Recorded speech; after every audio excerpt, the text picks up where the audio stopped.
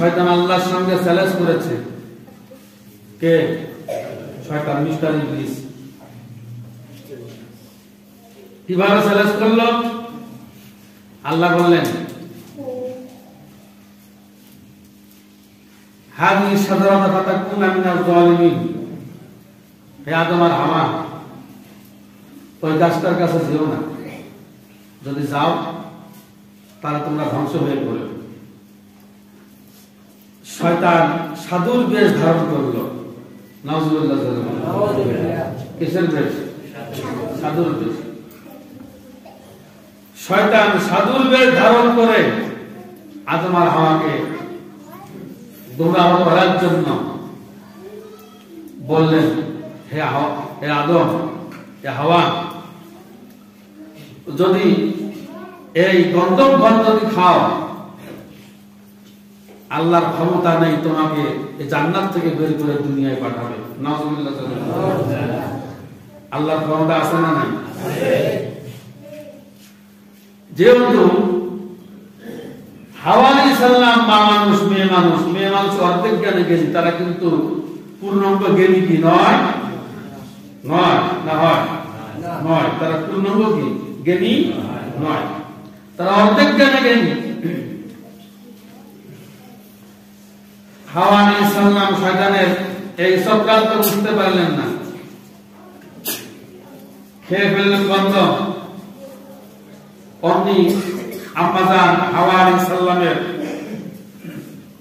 শরীরের পরিবর্তন এসে গেল, জান্নাত অবলুপ্ত হয়ে গেল। আল্লাহ বললেন, কুল্না হাবিতু মিনহা জামিআ, নেমে পড়ো, এই জান্নাতে আর থাকা হবে না, কারণ তোমরা আমার হুকুম অমান্য করেছো। আল্লাহু আকবার। হযরতে আদম আর হাওয়া আলাইহিস সালাম, অনেকেই বলে যে গন্ধম ফল খেয়ে হাওয়া এবং আদম তারা পাপ করেছে। এই জঘন্যতম কথা কোন মানুষ হযরত আদম আলাইহিস সালাম নামে বলতে পারে না। মানুষ মাত্রই ভুল হয়, তারা ভুল করেছেন কিন্তু পাপ কি করেন নাই। কিন্তু সেই ভুলটা করার কারণ হচ্ছে আদম আর হাওয়া, কি বলে আপনার মিস্টার ইবলিস, ভাই কি হলো বাইরে রাখেন তো, যেগুলো একসাথে রাখেন না কেন? আরে আমরা তো খাবো ইনশাআল্লাহ, ভাই কি বলেন? আর নামাজ পড়তে তো দুই এক মিনিট কেউ ভূমি যাতার বলছেন পাওয়া গেছে, যিনি সেখানে নিয়ে একদম ওখানে রাখেন, আলোচনার সময় কোনো ডিস্টার্ব নেই, এই যে কান লাগান। এখন আদম আর হাওয়া এরা আল্লাহর কয়টা হুকুম অমান্য করেছিল? কথা বলতে হবে, কয়টা? একটা হুকুম অমান্য করেছিল। এই একটা হুকুম অমান্য করার কারণে জান্নাতের পোশাকগুলো খুলে গেল, জান্নাতের খাবার বন্ধ হয়ে গেল, জান্নাতের থাকা বন্ধ হয়ে গেল, জান্নাতের পরিবেশ আল্লাহ তাআলা বন্ধ করলেন। বন্ধ করে আল্লাহ তাআলা দুনিয়া তাদেরকে প্রেরণ করলেন, দুনিয়ায় যাও। কেন? আমার হুকুমকে তোমরা অমান্য করেছো। আমার এই হুকুমকে অমান্য করার কারণে আমি আল্লাহ যে রহমান, আমি দোষ দিব না, আমি হাওয়া এবং আদমকে আমি শেষ করে দিব না, ধ্বংস করে দিব না। এই হাওয়া আদম একটি ভুল করার কারণে আল্লাহ কতটা কঠোর হয়, আল্লাহ কতটা কঠিন হয়, সেই কঠিনটাকে বোঝানোর জন্য একটি ভুলকে তারা করার কারণে যে শাস্তি হয়, এই শাস্তির জন্য আল্লাহ দুনিয়ায় প্রেরণ করলেন। আল্লাহু আকবার। হাওয়া এবং আদম দুইজনেই দুনিয়ায় আসলেন। দুনিয়ায় এসে 350 বছর কাটাকাটি করলেন। আপনারা জানেন তো, কথা বলেন না কেন? আমি মনে করে দিচ্ছি ইনশাআল্লাহ। হাওয়া আলাইহিস সালাম কাঁদে, আদম কাঁদে। আম্মাজান হাওয়া আলাইহিস সালামের কান্নার বর্ণনা আল্লাহ তুলে ধরলেন। হাওয়া কান্নার বর্ণনা আল্লাহ তুলে ধরলেন। হযরত আলীর পিতা আদম আলাইহিস সালামের কান্না আল্লাহ তাআলা তুলে ধরলেন। আল্লাহ পাক বললেন আমার পক্ষ থেকে তোমাদের কাছে হেদায়েত যাবে। সুবহানাল্লাহ। আমার পক্ষ থেকে কি যাবে? আমার পক্ষ থেকে তোমাদের কাছে হেদায়েত যাবে। ফামান তাবিআ হুদায়া ফালা খাউফুন আলাইহিম ওয়ালা হুম ইয়াহজানুন। হাওয়া বলবে ফামান তাবিআ হুদায়া ফালা খাউফুন আলাইহিম, আমার পক্ষ থেকে তোমাদের কাছে হিদায়াত যাবে, অর্থাৎ কোরআন যাবে। এই কোরআনকে যদি তোমরা মানো ফালা খাউফুন আলাইহিম, তাহলে তোমাদের কোনো ভয় নাই, চিন্তা নাই। ফালা খাউফুন আলাইহিম ওয়ালা হুম ইয়াহজানুন, তাহলে আল্লাহ রাব্বুল আলামিন এই হিদায়াতের কারণে, এই কোরআন নামক দৌলতটা মানার কারণে, আমি আল্লাহ রাব্বুল আলামিন যে আদেশ নিষেধ তোমাদেরকে দিয়েছি তাকে মানার কারণে, আমার পক্ষ থেকে যে কোরআন যাবে তা মানার কারণে আমি আল্লাহ তোমার তওবাকে কবুল করে নিব। হুজুর সাহেব, হাফেজ সাহেব, ইমাম সাহেব, মাওলানা সাহেব, আপনি বলেন কি দুনিয়ায় কাকে খুশি করার জন্য বক্তৃতা দেন? এটা দুনিয়ার কেউ না হলো জানলে, কে জানেন? আল্লাহ জানেন। এই কারণে দুনিয়ায় সিগারেটি করা সম্ভব, লম্পটি করা সম্ভব, বদমাশি করা সম্ভব। আর সম্ভব তো এই কারণে ইসলামিক মানে ইসলামকে ধ্বংস করার জন্য সাতটার টাইম প্রয়োজন নাই। এই ইন্ডিয়া ডক্টর জাকির নায়েক সাতটার টাই হলো পরে। আমাদের দেশের কিছু ওলামায়ে কেরাম ফতোয়া দেয় যে সাতটার টাই করা কি জায়েজ? কথা বলেন না কেন? আরে পাগল নাকি? সাতটার টাই সে যদি পরে, কবি কাজী নজরুল ইসলাম বলেছে তার এই যে চুল বাবলি, কথা বলেন না কেন? এই বন্ধু চুল না কবি কাজী নজরুল ইসলামের, তাহলে হাজার কবির মধ্য থেকে, লক্ষ কবির মধ্য থেকে আমার কবি কাজী নজরুল ইসলামকে চিন্তা আর কোনো কষ্ট হয়? কথা বলেন না কেন? হয়। অথচ এই রবীন্দ্রনাথ ঠাকুর চুল লম্বা, দাড়ি লম্বা, সে হচ্ছে ইসলাম বিদ্বেষী, কোরআন বিদ্বেষী। কথা বলেন না কেন? সে নবী বিদ্বেষী।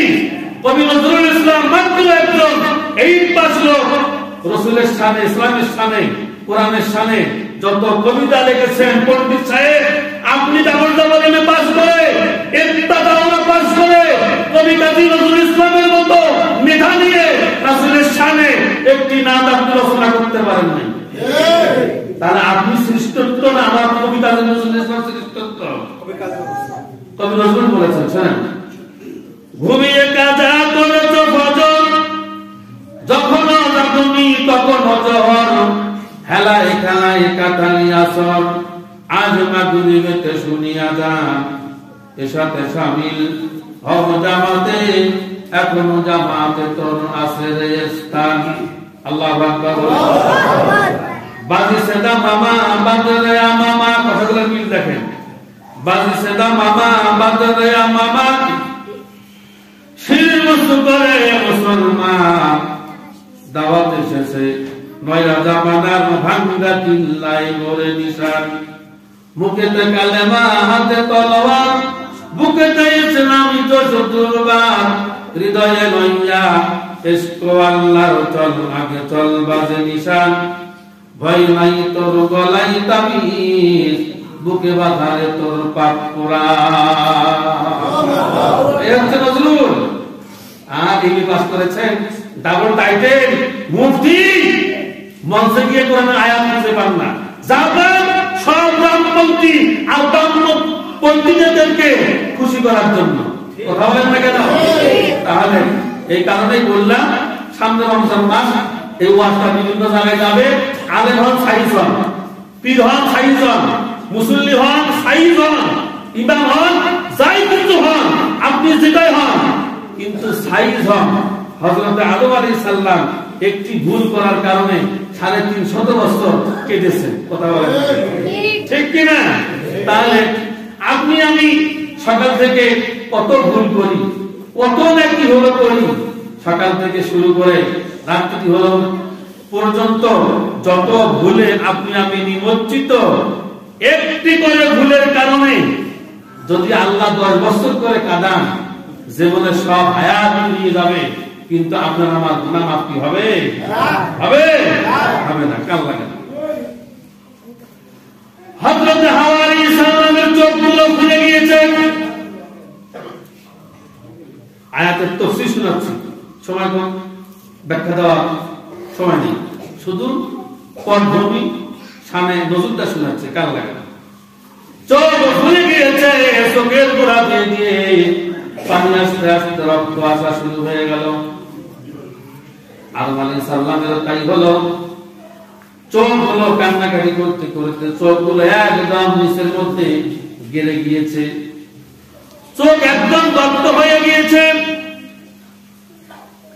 আল্লাহ তাআলা এই দৃষ্টান্ত দেখে চোখ থেকে যখন পানি আসা শুরু হয়ে গেল, রক্ত আসা শুরু হয়ে গেল, পানি শুকায়া গেল, রক্ত আসার কারণে হযরত আদম আলাইহিস সালাম দোয়া করলেন, সুবহানাল্লাহ। আদম আলাইহিস সালাম, হাওয়া আলাইহিস সালাম দুইজন রব্বুল আলামিনের দরবারে দোয়া করলেন, রব্বানা যালামনা আনফুসানা, জানেন বলেন, রব্বানা যালামনা আনফুসানা ওয়া ইল্লাম তাগফির লানা ওয়া তারহামনা লানাকুনান্না মিনাল খাসিরিন। হে আমার রব, যালামনা, আমি জুলুম করেছি, আনফুসানা, আমি আমার নফসের উপরে, আল্লাহ তুমি আমাকে মাফ করে দাও। সুবহানাল্লাহ। আল্লাহ দোয়া কবুল করলেন। আল্লাহ শর্ত দিলেন, আমার পক্ষ থেকে কোরআন যাবে, এই কোরআনকে যারা মানবে, এই কোরআনকে যারা বাস্তবায়ন করবে, আমি আল্লাহ তাদেরকে মাফ করে দিব, এবং আমি আল্লাহ তাদের জীবনের সমস্ত গুনাহ খাতা মাফ করব তো করব, তার পিতা মাতা বংশ বুনিয়াদকেও আমি আল্লাহ মাফ করে দিব। তাহলে আমি যেটা কথা বলতে চেয়েছিলাম, শয়তান করেছিলেন চ্যালেঞ্জ আল্লাহর সাথে, নাকি এই কথা নিয়ে আদম আলাইহিস সালামের এই ওয়াজটা শোনালাম। এই বাবা, এই বসো বসো বসো, এই বাচ্চাগুলো দিয়ে একটু মাঝে মাঝে বসাবেন, আমার ডিস্টার্ব হয়, বসেন না আপনারা, বাচ্চারা একটু ভালো, মাঝে মাঝে বসাবেন, কান লাগান। এরপর হযরতে আদম আলাইহিস সালামের দোয়া কবুল, দোয়া শেষ, ডাইনে ঘুরে দেখে হযরতে আম্মাজান হাওয়া আলাইহিস সালাম দুইজনেই উন্নত। কি বলবেন? নাউযুবিল্লাহ। মৃত্যুর মাইকেল হচ্ছে, মৃত্যুর মাইকেল বুঝেন তো, মৃত্যুর মাইকেল হচ্ছে তো অমুক গ্রামের অমুক লোক মারা গিয়েছে, তার জানাজা অমুকের সময় বেলা 3টার সময়, একজন কাছে সুবহানাল্লাহ, মৃত্যুর মাইকেল শুনলে সুবহানাল্লাহ হয় না ইন্না লিল্লাহি হয়? কি হয়? ইন্না লিল্লাহি হয়। তাহলে আমরা কোন জায়গায় সুবহানাল্লাহ ফিট করার দরকার, নাউযুবিল্লাহ ফিট করার দরকার, আস্তাগফিরুল্লাহ ফিট করার দরকার, তাকেই বুঝি না, কথা বলেন না, আর বড় বড় হুজুর হয়ে বসে আছে, কি ঠিক না? এইজন্য আদম আলাইহিস সালাম দোয়া শেষ করে দেখে হযরত হাওয়া আলাইহিস সালাম তার পাশে, আল্লাহ তো দোয়া কবুল করেছেন, সুবহানাল্লাহ। দোয়া কবুল। এখন 350 বছর দেখালি দুইজনেই উন্নত। হযরত আম্মাজান হাওয়া আলাইহিস সালাম 5টা গাছে 5টা পাতা নিয়ে তার শরীরটা ঢাকলেন, সুবহানাল্লাহ। হযরত আদম আলাইহিস সালাম 3টা গাছে 3টা পাতা নিয়ে শরীরটা তার ইজ্জতটা ঢাকলেন। আল্লাহ তাআলা বললেন, সব প্রশ্নকে আমি গুছিয়ে দিয়েছি, শুধু রব্বানা যালামনা আনফুসানা ওয়া ইল্লাম তাগফির লানা ওয়া তারহামনা লানাকুনান্না মিনাল খাসিরিন, এই আয়াতে টান দেওয়ার কারণে। সুবহানাল্লাহ। শুধু কোরআনের ইজ্জতে, কোরআনের সম্মানে। তাহলে কোরআন নাজিলের মাস আসছে সামনে, রমজান মুবারক মাস, সুবহানাল্লাহ। এই মাসে অনেকে তো ফ্রিজ রিজার্ভ করে রেখেছেন, কথা বলেন না কেন? খাসির গোশত, হাঁসের গোশত, মুরগি, রিজার্ভ করে রেখেছেন, নিজে শুধু পেট করে খাইলে হবে না, আশপাশ আত্মীয় স্বজন বইটার খোঁজ নিতে হলে হবে, ভাইটার খোঁজ নিতে হলে হবে, ফুফু যারা আছে খোঁজ নিতে হলে হবে। সারিতে আপনি শয়তানি করতে পারবেন না, শয়তানি বুঝেন তো? অনেক লোক সারিকে 2টা সিগারেট টান দিয়ে ওই অবস্থায় চুরি করে রোজা রাখে। কথা বলেন না কেন? এই রোজার নিয়ম কানুন আমি বলবো ইনশাআল্লাহ। এখন হলো অনেকে হলো আছে যে মানে ইফতারির সময় এই একদম সুযোগই নাই, গাড়ি ঘোড়া বিভিন্ন কিছু নিয়ে বলে এসে ইফতার করে, তার হুজুর আযান দিচ্ছে যে আমি আর 2 মিনিট পরে হবে খাবো না, চলবে না। পুরো হলো ইফতারের কমপক্ষে 10 মিনিট পূর্বে ইফতার নিয়ে বসে, আল্লাহ পাকের আশে আজিম খুশি হয়ে যাবে। আল্লাহ নিজে শুধু ইফতার প্যাক করে খাবেন না, বড় হুজুর হয়েছেন, টাকাওয়ালা হয়েছেন, পয়সাওয়ালা হয়েছেন, আল্লাহর কাছে চাইলেও দাম নাই। কথা বলেন না কেন? আমার আলাইনা ইল্লাল বানাত, এই লোক যদি দেখার মানুষ কিন্তু আপনাকে বেয়াদব বলবে না, কি বলবে? আর যদি এই লোক দেখান কথা বলে না, মানুষ কি বলবে? তবে হুজুরটা বেয়াদব, কথা বলে না কেন? আমি যদি আপনাকে বলি যে আমি বলি যাবো কোন দিকে, আপনি বলতে হুজুর এইদিকে যান, সাদা আঙ্গুল তুলবেন, আর যদি এই আঙ্গুল তোলেন তখন কি বলবেন? বেয়াদব বলবেন না, কথা পায় না, কি বলবেন না? বলবেন না। তাহলে আল্লাহ বলেছে আমার আলাইনা ইল্লাল বানাত, সুবহানাল্লাহ বলেন। আল্লাহ বলেছে আমার আলাইনা ইল্লাল বানাত, যদি মানিস তোর জীবন ভালো, আর না হলো মানিস আমরা হক তো মাফ করেছি, তোকে মাফ করার সুযোগ নেই, তোকে ডাইরেক্ট আমি আল্লাহ জাহান্নামের আগুনে দগ্ধ করব। সুতরাং কথা অনেক কাল লাগা, আমি যেই আলোচনাগুলো করতেছি এগুলোর প্রয়োজন আছে না বাবা? কথা বলেন না কেন? আছে না নাই? আল্লাহ সবাইকে বোঝার তৌফিক রাখ করুন, জোরে বলুন আল্লাহুম্মা আমিন। এরপর রমজান কি হোক, আমরা মোটামুটি আরো সময় পাবো, বলবো ইনশাআল্লাহ। এবার আসেন, যেহেতু আপনাকে আমাকে সকলকে সবাইকে কোরআন নাজিলের মাস সামনে, তাহলে এখন থেকে একটু পরিবর্তনের চেষ্টা করতে হবে। কি পরিবর্তন? আগে খাসা কথা বলেছি খুব, এখন আর বলবো না, কথা বলেন। আগে জমলা ঢেলেছি একটু একটু মানে কি পুরাই থেকে খবর, আল্লাহ এটা করা যাবে না, এটা তো আবার মানে কাজ, কথা বলেন না কেন? আগে সুদের টাকা টেবিলের তলে আদান প্রদান হলো করেছি, ঘুষ হলো খেয়েছি, আল্লাহ না এটা করা যাবে না, তোমার ভয় আমার কলবে, তোমার ভয় আমার অন্তরে, আল্লাহ আমি এটা হলো করতে হলো পারি না। আগে নামাজ কাজা হলো করেছি, আজ থেকে নাম আল্লাহ তুমি আমার সামনে, তুমি আমার উপস্থিত, তুমি সবকিছু দেখো, তুমি সবকিছু বোঝো, আজ থেকে আমি নামাজ কায়দা হলো করবো না।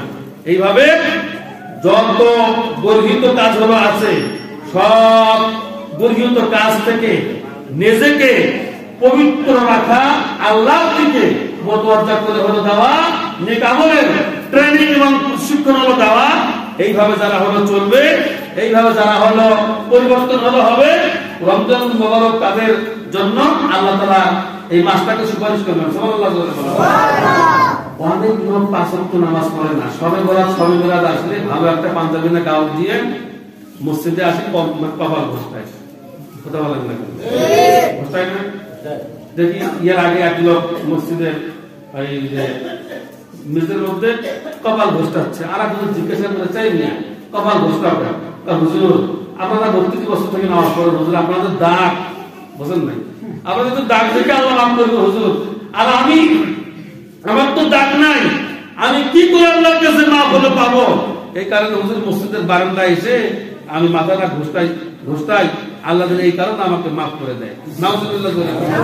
তাহলে সারা জীবন নামাজ নাই, রোজা নাই, হজ নাই, যাকাত নাই, কিচ্ছু নাই, সবে বরাত আসলেই যতই আপনি যদি সিরিজ বোঝেন তো, সিরিজ কাগজ যদি আপনার কপাল যদি হলো ভাবছেন, কপাল মানে উন্নত হলো হবে না, যতক্ষণ পর্যন্ত আপনি আপনার অন্তর থেকে আপনি সাফ হবে না হলো পারবেন। এই কারণেই আসুন, যেহেতু রমজানুল মুবারক মাস সামনে হলো আসতেছে, আমরা মুসল্লি বানাবো, আলহামদুলিল্লাহ বলেন। আমি তো আসার সুযোগ হলো পাই না, আর আপনাদের সমাজের সিস্টেমটা একটু ভিন্ন, আমি বলবো এখন না, তবে এই ভিন্নতাকে দিন গিয়ে সকলকে এক হওয়ার জন্য বলুন তো দরকার আছে না নাই? কোন হিংসা নাই, কোন মিশামিশি নাই।